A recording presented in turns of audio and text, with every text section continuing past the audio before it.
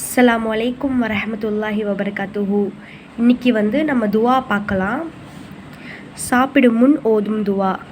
ஹஜ்ரத் சல்மான் ஃபாரிஸ் ரலியல்லாஹு அன்ஹு அவர்கள் அறிவிக்கிறார்கள், எவர் உண்பதிலும் உறங்குவதிலும் இரவு தங்குவதிலும் ஷைத்தான் தன்னுடன் பங்கு பெறுவதை விரும்பவில்லையோ அவர் வீட்டிற்குள் நுழையும் போது சலாம் கூறவும், மேலும் சாப்பிடும்போது பிஸ்மில்லாஹ், அல்லாவின் பெயரை கொண்டு சாப்பிட ஆரம்பிக்கிறேன் என்று கூறவும் என அண்ணல் நபி ஸல்லல்லாஹு அலைஹி வஸல்லம் அவர்கள் நவின்றுள்ளார்கள்.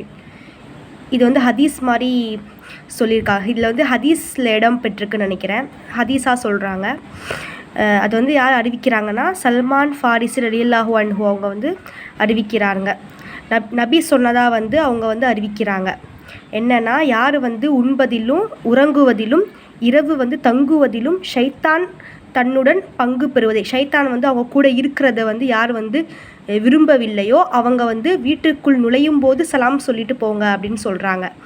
அதுக்கப்புறம் மேலும் சாப்பிட்றதுக்கு முன்னாடி பிஸ்மில்லாவோட மீனிங் என்னென்னா, அல்லாவின் பெயரை கொண்டு சாப்பிட ஆரம்பிக்கிறேன், பிஸ்மில்லா சொல்லி சாப்பிட ஆரம்பிங்க அப்படின்னு நபி ஸல்லல்லாஹு அலைஹி வஸல்லம் அவங்க சொன்னதாக சல்மான் ஃபாரிசி ரலியல்லாஹு அன்ஹு அவங்க அறிவிக்கிறாங்க. அதே இந்த ஹதீஸ் போலவே நம்ம நபி சொன்ன மாதிரியே நம்ம சாப்பிட்றதுக்கு முன்னாடி பிஸ்மில்லா சொல்லி சாப்பிடக்கூடியவங்களாக்கணும் இன்ஷா அல்லாஹ். அதுக்கப்புறம் வீட்டிற்குள் நுழையும் போதும் சலாம் சொல்லிட்டு நுழையக்கூடியவங்களாக்கணும் இன்ஷா அல்லாஹ். அஸ்ஸலாமு அலைக்கும் வரஹ்மத்துல்லாஹி வபரகாத்துஹு.